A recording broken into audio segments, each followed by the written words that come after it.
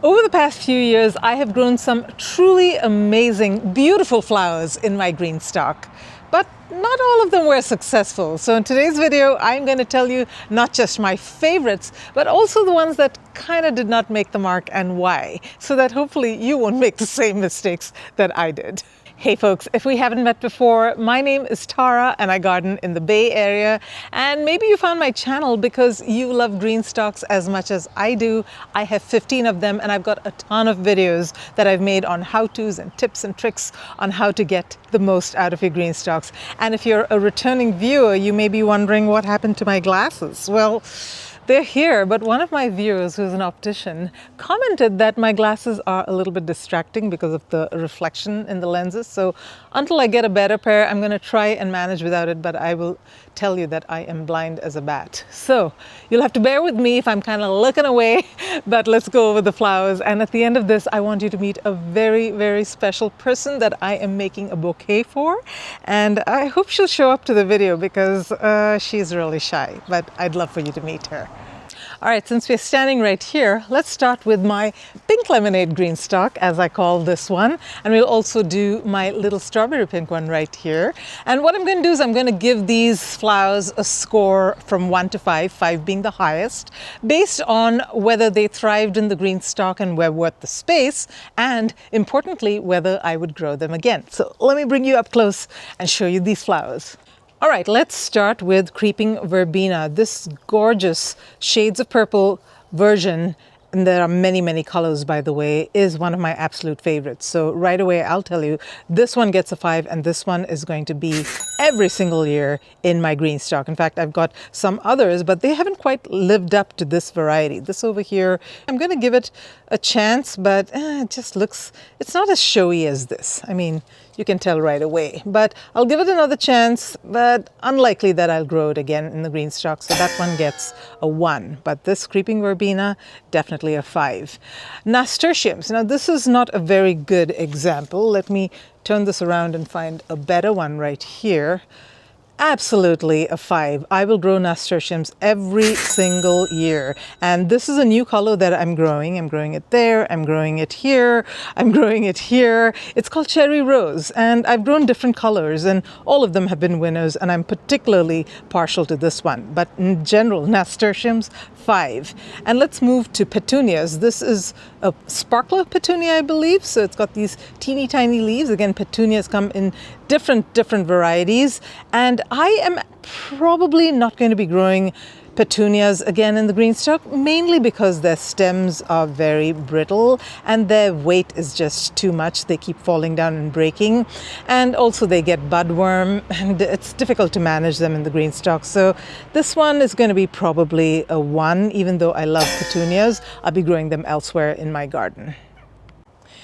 And down below here, I have got, oh gosh, this is some kind of chives, but I don't think I'm going to be growing it. It kind of stands out differently than the rest. I don't even know how to describe it. It's not very showy either. There are just so many other flowers I can choose. So chives, maybe not. And moving on to my pink GreenStalk, my strawberry pink GreenStalk over here. Of course, we already went through nasturtiums. I've got columbine coming. Now, I haven't got blooms yet, but if you guys have grown columbine in your GreenStalk or you have an opinion as to whether or not it's a good one to grow, let me know. But it's too early to judge, obviously, because I haven't seen any flowers. And same goes for Sweet William. Now, I love Sweet William in my garden, and it grows maybe about 8 inches or so tall, but it hasn't bloomed yet. So I'll reserve judgment on that one as well. And over here I've got another florist verbena, I think is what it's called. I think it's because it's got these long stems, so they look nice in bouquets. So maybe I will add that to my bouquet that I'm going to be building. But for the GreenStalk in general, I just don't think it's a good candidate. This one's another interesting experiment that I'm doing. This one's called Erigeron. I've actually seen these all over Europe and they always look so pretty growing in pathways and things. So I thought maybe it'll look good in the GreenStalk.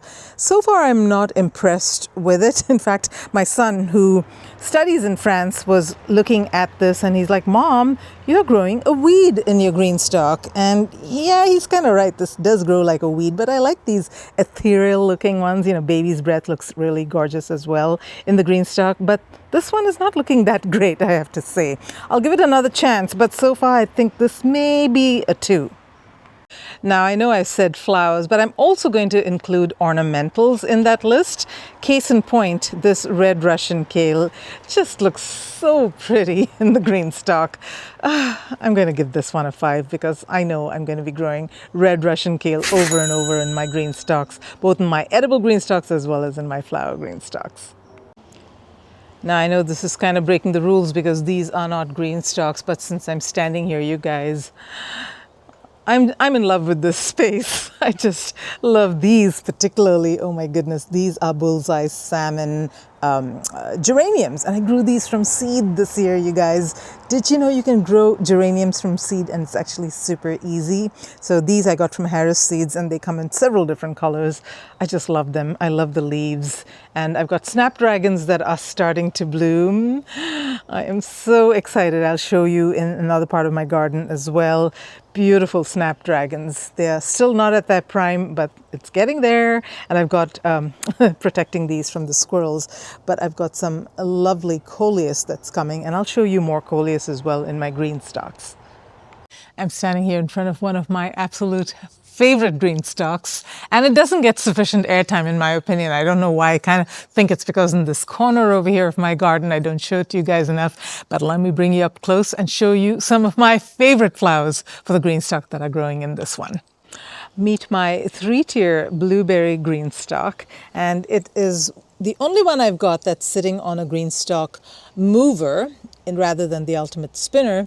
And one of my viewers said something really interesting the other day, because you know how everyone is all gaga about the ultimate spinner. She said, you know, I think I'm in a minority because I like the mover better. It moves really well, and it also does not collect debris because it fits the GreenStalk base exactly. And I was like, I didn't think of that. Yeah, the ultimate spinners on my GreenStalks, they're just so messy all the time. But this one is super clean and looks, it just gives a nice sleek look to the GreenStalk.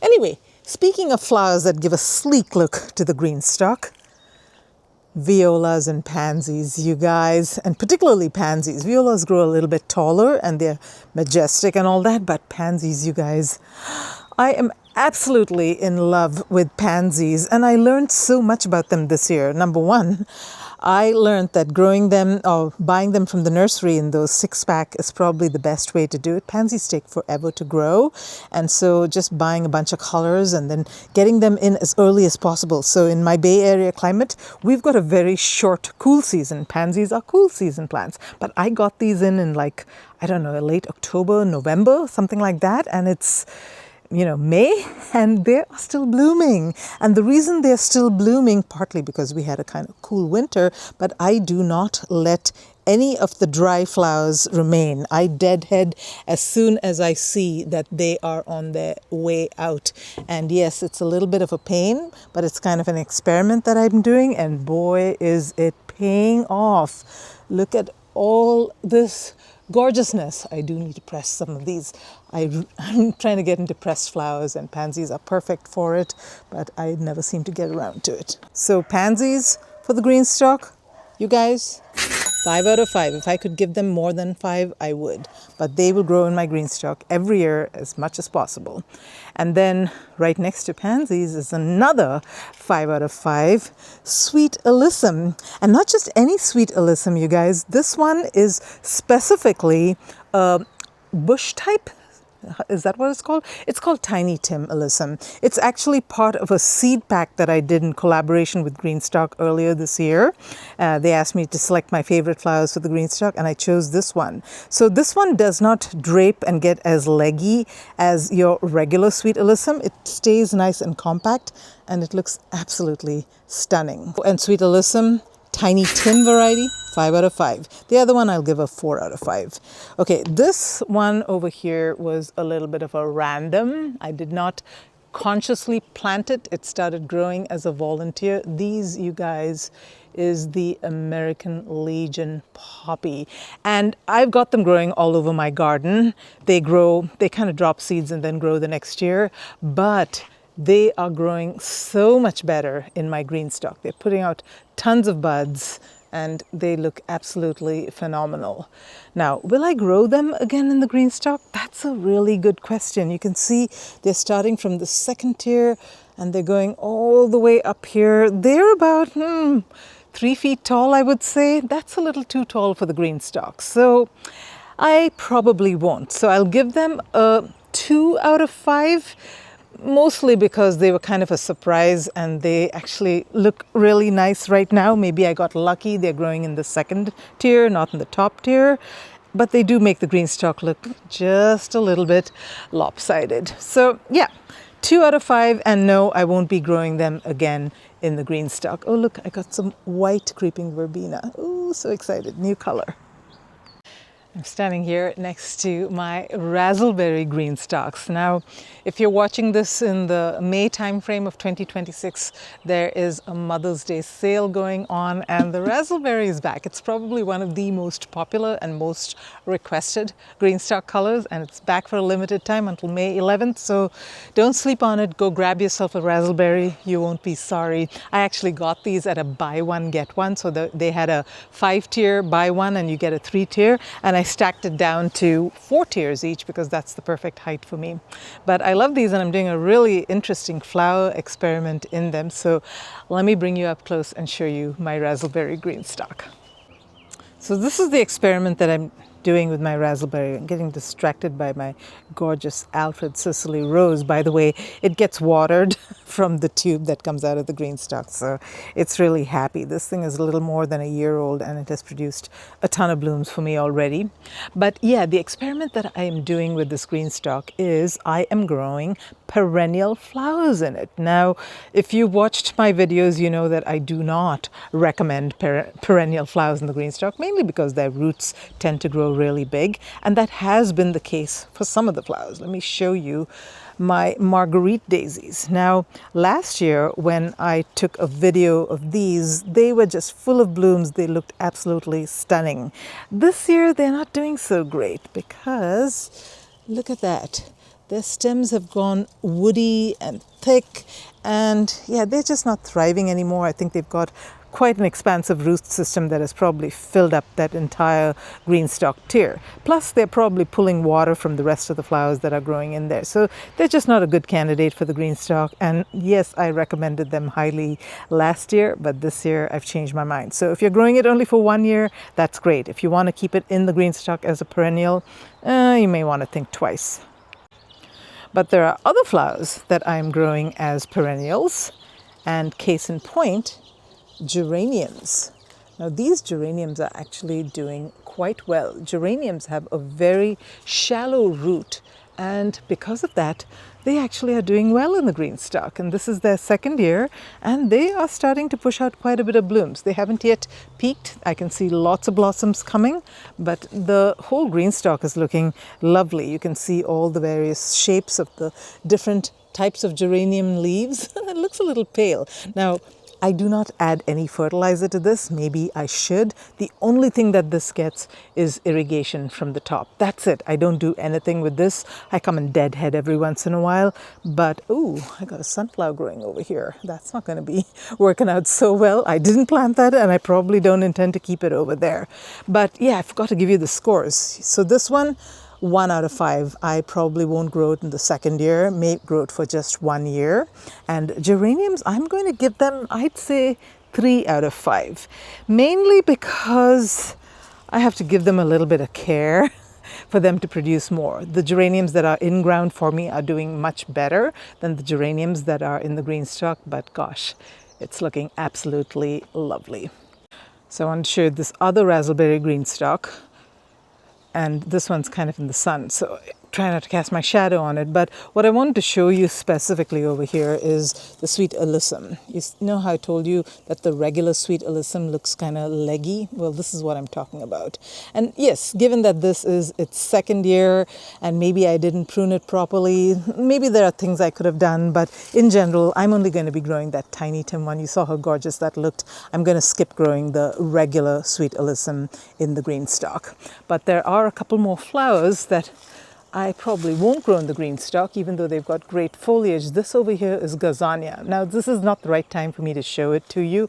I'll put a picture on the screen of what it looks like. But yeah, the main reason I don't want to grow Gazania is because of this. The bottom of it looks kind of woody and the leaves sort of dry out. It doesn't look very good. So I will be growing those in ground. They look phenomenal, but maybe not in the GreenStalk. This is called bloodleaf. I'm casting a shadow here. Yeah, this bloodleaf is doing beautifully in the GreenStalk. It kind of looks like Coleus, but it's not. But I grow it everywhere in my garden. It's actually a relative of the amaranth, and it grows easily from cuttings. So got more creeping verbena here. I wanted to show you another color of creeping verbena that I've got here. Look how pretty that is. And you guys, snapdragons. There's more. There's yellow also that's going to be coming, but this thing looks heavenly. This one's called Black Prince. Look how beautiful that is. Such tall, majestic flowers. And more creeping verbena. Yeah, I love this. Got to be my favorite flower, this and pansies. And yeah, this is the garden lid. I really should be using the spring lid, which has like an opening on the side, but I'm in love with this guy. So, and the leaf. So I'm going to manage with this kind of irrigation because I really want this garden lid. All right, we're here with my so-called vegetable GreenStalks. Now, all of the GreenStalks that I've showed you so far, believe it or not, they are dedicated to flowers. But these over here, these terracotta GreenStalks, I've got 5 of them and I've got 2 evergreens. They're all supposed to be for vegetables, but the flowers are creeping in there as well. So let me show you what's going on in these GreenStalks. First off, don't you love my arch, you guys? I'm going to be growing mini love watermelons on it, maybe some scarlet runner beans. I am so excited. And my mascot, my GreenStalk mascot over here, Mr. Sloth, says hi. Say hi to Mr. Sloth. And the sweet peas that are currently growing on it, you guys, these get a 5 out of 5 for me, and they will be every year in my winter and spring GreenStalks. I love these. These actually came from my friend Rebecca. She sent me seeds from Instagram, believe it or not. I've made a lot of really lovely friends in the community, both on YouTube as well as on Instagram. And whenever I see these beautiful sweet peas, I think of her, and the scent is just heavenly. Now, one thing about sweet peas is, especially in our hot weather, they tend to want to go to seed. And of course, you can keep harvesting them. But what I found is whenever you see these seed pods, just break them off. That really prolongs the time that it takes for it to kind of get past its prime. I came back from vacation and there were so many pods on it, and I spent a lot of time pinching off the pods. Looks like I'm a little backed up here again, and there are some on the top that I can't quite reach. But yeah, in general, that's the best way to take care of sweet peas without having to harvest and make bouquets every single day, and then eventually just give up and plant your watermelons. Yep, sweet peas, 5 out of 5. And right here is another color of nasturtium, a new one for me this year. This one is called Peach Melba. Isn't it beautiful? Next to Johnny Jump Ups. Now, these Johnny Jump Ups are interesting. They grow much longer stems, as you can see, compared to the pansies. And then sometimes, if you're not on the lookout and not deadheading them often enough, this is what happens to them. They get all bedraggled and ugly looking. So I don't know whether I'll grow Johnny Jump Ups in the GreenStalk. I might, just because I grow them every year and they volunteer so easily. But I would say for the GreenStalks, the Johnny Jump Ups would be like a 3 out of 5, whereas the pansies would be a 5 out of 5. I wanted to show you guys some of the other interesting ornamentals I've got growing here. This is Coleus, and I've got different colors of Coleus. You always want to pinch off the bud as soon as you see it because you're growing it for the leaves, not for the ugly flowers. I've got different colors, like I said. I grew all of these from seed. These are Baker Creek's Pinto Mix, I believe. Got another dark color over here. Yeah, Coleus for me is a must-have in my GreenStalk. I've got this GreenStalk set up to be a beanstalk. I just planted the seeds 2 days ago, bean seeds, but I had to have some Coleus. And yes, I do have flowers growing in it as well. And yes, marigolds are going to be coming to this GreenStalk as well. But yeah, slowly transitioning to my summer garden. And speaking of marigolds, yep, I've got to plant a whole lot more actually, but marigolds, definite 5 out of 5 for my summer green stalks. They are not so much a cool weather flower, but they will bloom heavily all through our hot, dry summers. So marigolds must have, and they are also wonderful for pests. At least I like to think they are. And I don't know for sure, but everyone says that marigolds need to be grown in your vegetable garden, and they look absolutely beautiful. I've got some yellow ones as well, which I'll be putting in here. But yeah, marigolds, 5 out of 5. Now this was unintentional. This is parsley, Chinese pink celery, sorry, not parsley, and it is flowering. And this is also one of those things for me. I planted it once like 5 years ago, and I've never planted it since because it keeps sending me volunteers. And the interesting thing about this, I feel like it's a milder version of celery, and I eat the leaves just like parsley. They're in the same family, so the taste is a little bit similar. So I eat that, and then the stems, we had it in soup today, delicious. So yeah, this is also another that I don't know whether I'll grow it in my GreenStalk, just because, I mean, look how it looks. But usually this happens only at the end of the cool season. It starts spiking up, but I'll definitely be growing it in different parts of my garden. Here's another sweet alyssum that's looking all bedraggled. Yep, shouldn't be growing that variety. And then this is another interesting flower that I'm growing in my onion GreenStalk. Oh, by the way, what do you guys think? Look at the onions, you guys. They're starting to bulb up. They are thick and huge. And I am really hoping for a good harvest. I've only got about a dozen or so planted here, but these top 2 tiers, these are leaf tiers, and they're doing really well. This one is Oxalis. It's not looking as great over here because I kind of turned it. It was in the back in the shade, but when it's in the sun, it acquires a beautiful reddish color. Yeah. And this actually came by accident into the GreenStalk. It grows from corms, and I've got it all over the garden. It's a favorite among my friends, and so I give it as gifts all the time. But yeah, I don't think I want this in the GreenStalk just because it doesn't get the sunshine that it needs. I'll put a picture on the screen of where it's growing in another part of my garden where it's getting plenty of sun and it looks absolutely stunning. Maybe just not for the GreenStalk. I'm sure some of you may be wondering what is going on in my greenhouse in California at this time of year. It is absolutely, I mean, I don't have room to walk in here anymore. It's almost embarrassing how much stuff is in here. This is only one of my 2 greenhouses. I've got dahlias, you guys. I don't think I'll be growing dahlias in the GreenStalk, again, for the reason that I don't like growing very tall plants in the GreenStalk, but I am really excited about some new varieties that I'm growing. I'm growing Cafe au lait this year. That's like, oh, I think that's everybody's favorite dahlia, those who have grown it at least.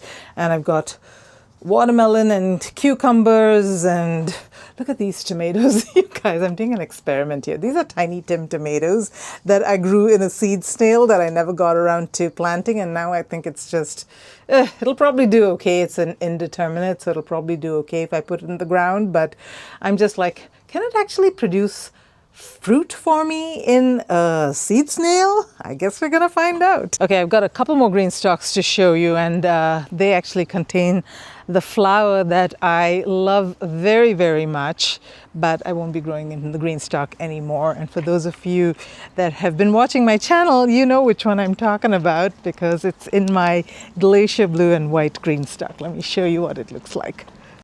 Meet the painted daisy. Let me bring you up close and show you these beautiful flowers on these totally unbalanced GreenStalks. Yeah, so these beauties I definitely won't be growing in my GreenStalk anymore. They're just too unwieldy and they would do so much better in ground. Plus they look kind of messy at the bottom as well.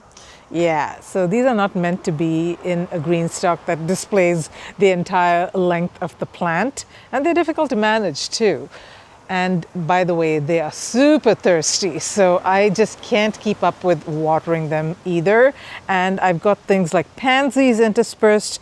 They just dry out too quickly because these guys, they're drinking up all the water. But gosh, I guess they add a kind of whimsy to the GreenStalk. Some people said that they actually like the kind of wild look, but it's not exactly for me. So these will definitely be a yes to grow again, but not in the GreenStalk. They come in so many pretty colors. Look at that. So they actually make really great cut flowers too. They've got nice long stems. I've actually had these last like up to 2 weeks in a vase, and yeah, they just keep going and going, and they can also be easily propagated from cuttings. But by this time of year, they are kind of on their way out, I would say. Like many of the daisies in my garden, this is not prime time for them. So, but I'm showing them to you anyways because I just love them so much, and I definitely want to keep growing them over and over again, just not in my GreenStalk. And I did want to make that bouquet for that very special person, but I don't think I'm going to be using painted daisies in the bouquet. Oh, maybe I will actually, yeah. What I'll do is, instead of going all the way down the stems, I'll just make little short stems. The reason I want it shorter is because the person is actually a kind of small person. So very big bouquets will kind of overwhelm her, I think. So let's go ahead and cut some flowers. All right, I'm going to start with these right on the top here. Now, one of the things that I kind of forgot about for these flowers is that they actually tend to close up a little bit in the evening, and then during the daytime they open up the petals again. So I won't put too many of these because I think I'd like her to enjoy open flowers a lot longer than these stay open. I came over to this GreenStalk because I saw some nice ones here. Now, I'm going to get a mixture of longer stems and shorter stems so that they can drape over the sides as well as stand up straight in the middle. This is already looking so pretty. I actually think these purple creeping verbena will look nice, kind of draping over the sides of the vase. Yeah, these bloom pretty profusely during spring and early summer. Gotta have some sweet peas. My husband and I always have these arguments that I grow too many flowers, and he's like, grow more food, grow more food. And I'm like, do you know about pollinators? I think I've got enough flowers for the pollinators. Now I know she's gonna love this bright pink color. This is like one of those royalty colors. In fact, there's actually a name for it in our language. It's called Rani pink, which is queen pink. So Rani color, that's what she calls it. For those of you that have been on my channel, you probably know who I'm talking about. But oh my gosh, you guys, isn't it beautiful? Mummy तो आएगा आपके लिए happy May Day. Thank you very much, beta. This is my सुख शांति स्वस्थ रहे समृद्धि में रहो. She's giving me a lot of blessings. This is my mother-in-law, and this month is not just Mother's Day and May Day, it's also her anniversary. This is my father-in-law right here. Can you turn the camera? Yeah, they celebrate. Guess how many years they celebrate? How many years, Papa? 60 years. 60 years of marriage. That is something to really, really aspire to. So, Tamara mate. Thank you very much. Thank you. So my mother-in-law and my father-in-law have been with us like ever since the children were born, which is like many years. They literally raised our children, and I've known her much longer than I've known my own mother. So yeah, she is definitely very special, very sweet. Thank you. And my father-in-law as well. I am so blessed. All right. Isn't she absolutely adorable, my mother-in-law? Yeah, I told her right before I recorded that I was going to be recording her and how she was supposed to look surprised and all that. And she was just so tickled that she was going to be a movie star in my movie, and hence all the overacting. But she's really special to me. She's been with me right from the beginning. She taught me how to be an adult. I got married fairly early. She taught me how to cook. She taught me how to clean. She taught me how to raise my children. She raised my children. She's very, very special to me. My mother is not on earth anymore, but I'm sure she's smiling down and blessing me every single day and my family. So I hope you've got someone special in your life that you can gift a beautiful bouquet of flowers from your GreenStalk to on May Day. And happy Mother's Day to a lot of you lovely mothers out there. I know many of you are my viewers, so happy Mother's Day to you. I hope you get extra spoiled on Mother's Day and every day of the year because you deserve it. Until next time, folks, live green and love your greens.